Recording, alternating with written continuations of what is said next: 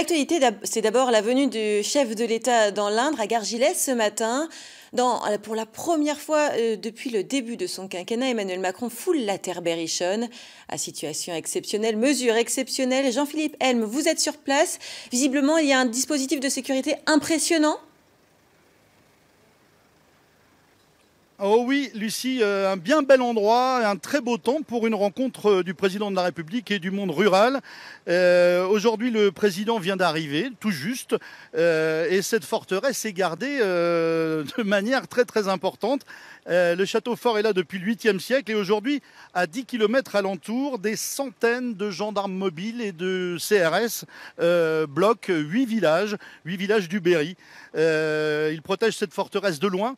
Il y a bien les 50 habitants habituels sur les 300 que compte le village. Le président de la région est arrivé, celui du département, les maires.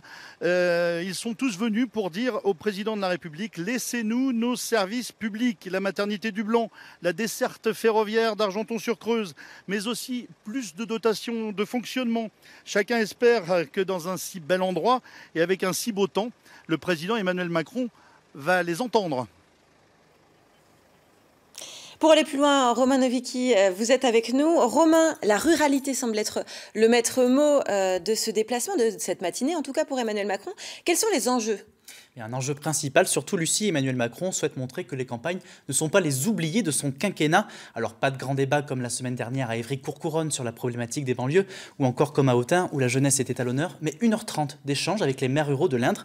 Emmanuel Macron est accompagné de Jacqueline Gourault, la ministre de la Cohésion des Territoires. C'est elle qui a organisé ce déplacement. Plusieurs dossiers chauds vont être abordés, elle l'a annoncé, la fermeture de la maternité du Blanc et la création d'un centre périnatal, Jean-Philippe vient de l'évoquer, ou encore l'avenir de la ligne POLT, Paris, Orléans, Limoges, Toulouse, qui passe aussi par le Loir-et-Cher. Et vous le savez, Lucie, la santé et les transports, ce sont deux préoccupations dans l'Indre. Romain, cet après-midi, Emmanuel Macron prendra la direction de l'aéroport de Châteauroux pour parler travail. Tout à fait, Lucie. Le président de la République se rendra dans une société d'entretien d'aéronefs. Il sera accompagné de la ministre du Travail, Muriel Pénicaud, et du ministre de l'Économie, Bruno Le Maire. Au programme, vers 16h, une table ronde avec une cinquantaine de chefs d'entreprise de la région, mais aussi des représentants du monde agricole. Au cœur des échanges, entreprendre en milieu rural. Merci beaucoup, Romain.